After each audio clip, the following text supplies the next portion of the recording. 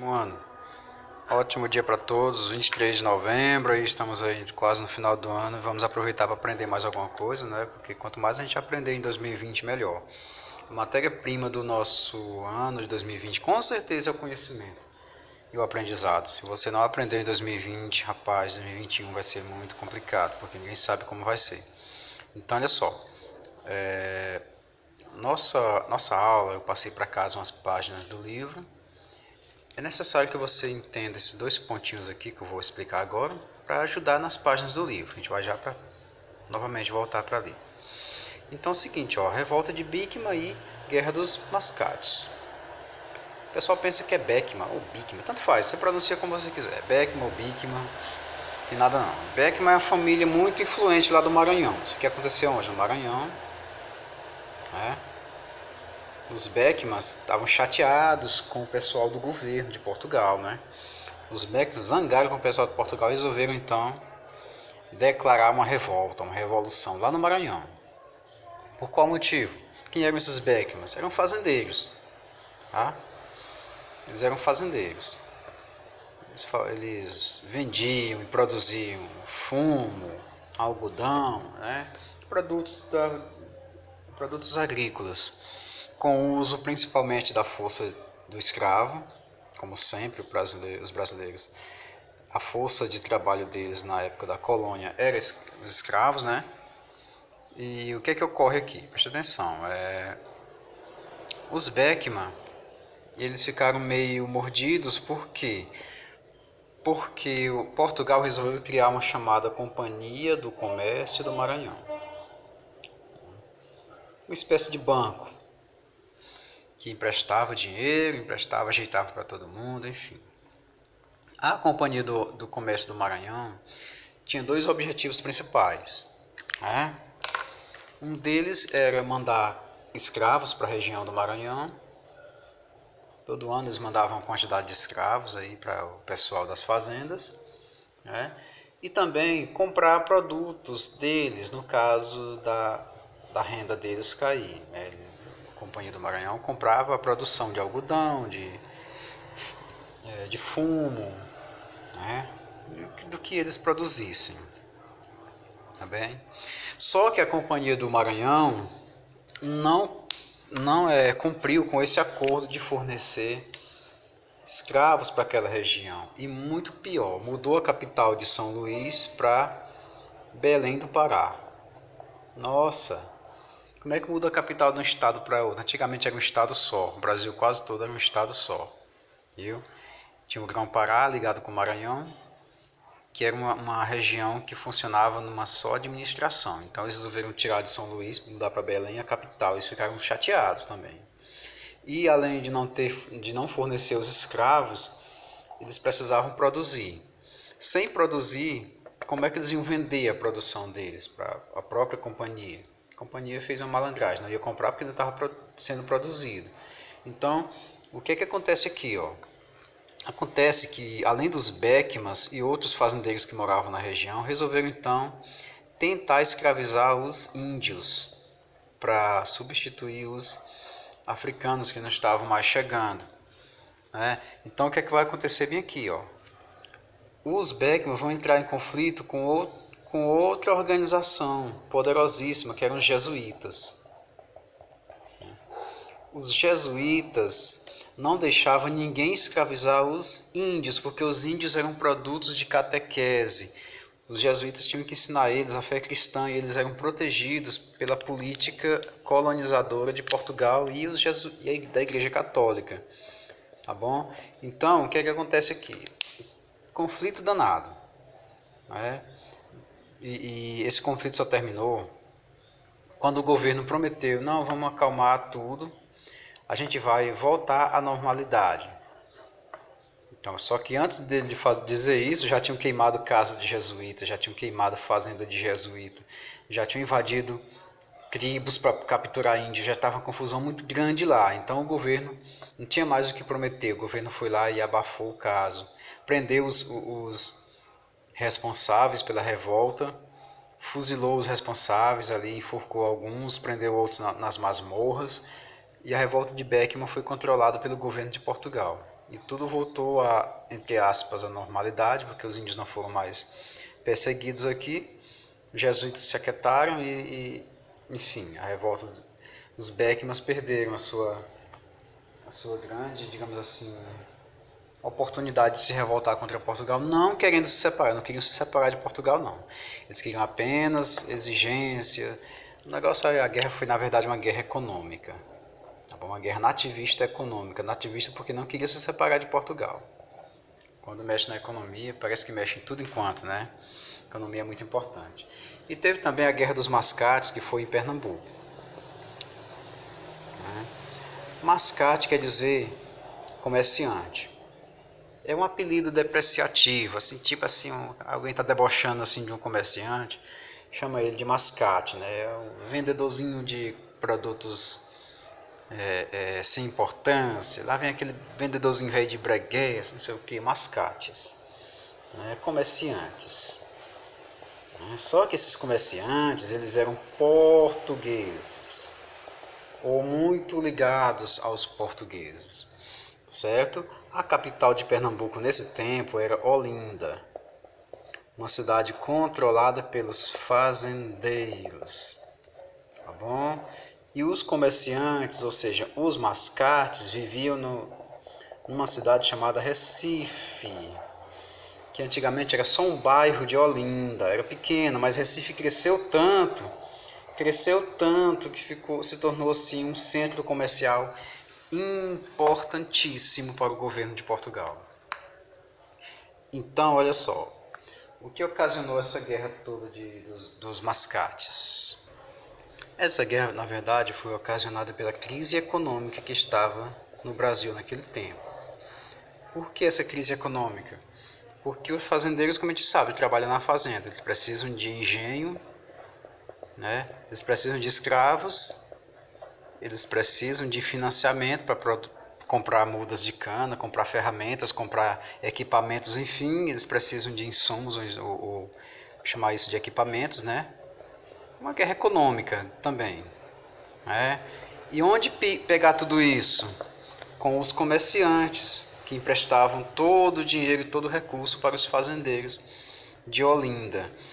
Como a crise estava muito alta naquele tempo, os fazendeiros não tinham condição de pagar em dia seus empréstimos. Então, os comerciantes portugueses começaram a tomar escravos, tomar os engenhos e exigir o pagamento de um jeito ou de outro. Então começou uma confusão danada, uma briga danada entre fazendeiros de Olinda e comerciantes de Recife, e o governo de Portugal entrou no meio para apartar.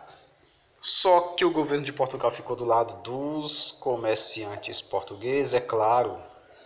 Eram comerciantes portugueses e o governo que mandava aqui era o governo de Portugal, né? Então, o que acontece? Acontece que com essa batalha toda, os comerciantes conseguiram vencer essa guerra. Como assim? Olinda deixou de ser a capital, perdeu o posto de capital, e Recife passou a ser a nova capital de Pernambuco, estado de Pernambuco, graças a essa confusão aí dos mascates, tá bom? O governo deu maior apoio aos comerciantes portugueses, enquanto os fazendeiros ficaram com alguns prejuízos e até, digamos assim, foram obrigados a pagar mais do que deviam, mas não se poderia fazer mais nada.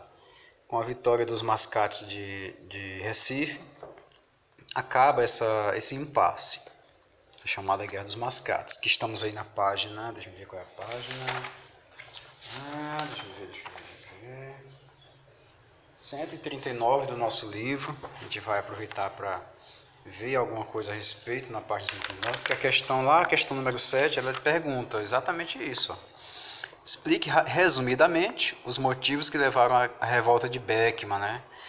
Você pode colocar que foi devido ao governo de Portugal ter criado a Companhia do Comércio do Maranhão, e a Companhia do Comércio do Maranhão é uma espécie de banco que não supriu a necessidade dos fazendeiros. Então os Beckman se revoltaram, que era uma família muito tradicional da época. Começaram a querer pegar os índios para ser escravos, né? Porque a Companhia do Comércio não estava mais fornecendo escravos africanos Estava uma crise danada e por causa da crise econômica houve essa guerra e os Beckman foram punidos no final. É isso? Aqui nós temos na 8ª questão, por exemplo, ó, uma imagem da cidade de Pernambuco. Cidade linda, por sinal, aqui, cidade aqui de Recife, né? Olha só, em 1637 chegou a Pernambuco o conde Maurício de Nassau, enviado pelos holandeses, responsável por importantes mudanças na capitania. Existe até hoje, inclusive, uma ponte com seu nome, né, sobre o rio Cabirabeira, no Recife, como vemos na fotografia. Sobre os feitos da administração de Nassau no Recife, marque apenas as alternativas corretas, você vai só marcar as certas, a errada você deixa em branco, tá bom? Quando Nassau chegou em Pernambuco, houve intolerância religiosa? Não, muito pelo contrário, o Nassau ele liberou todo mundo para rezar do jeito que quisesse rezar, seguir a religião que quisesse seguir, tá bom? A segunda, mudança do nome da cidade de Recife para Mauritsade, ou Cidade Maurícia, sim, mudou o nome, mas depois voltou a ser Recife de novo, tá bom? Modernização de Recife, incluindo medida de saneamento e construção. Aqui eu estou dizendo logo que vocês já conseguiram perceber, né? A marcaçãozinha. Modernização de Recife, sim, ficou moderno, ficou uma cidade ao modelo europeu, né? Incluindo medida de saneamento também.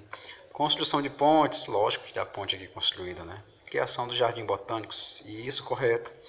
Vinda de pintores como Picasso e Van Gogh, não, cara, Picasso não viaja não, Picasso é do século XX, tá bom? Aqui a outra, aqui, concessão de empréstimos aos senhores de engenho e reativação da produção açucareira, sim, coisa, sim, correto, beleza. A próxima também é só VOF, né? A 9ª questão só é VOF. Aí a primeira diz assim, foi logo após a expulsão dos holandeses que a capitania de Pernambuco desenvolveu-se? Não, foi durante a estadia dos holandeses aqui no Brasil, que teve um desenvolvimento muito grande na capitania de Pernambuco. Na época, os latifundiários constituíam um grupo que descendia de famílias holandesas e eram proprietários de terra. Não, latifundiários eram descendentes de brasileiros mesmo, né? Os comerciantes novos ricos eram descendentes de escravos? Não, de forma alguma.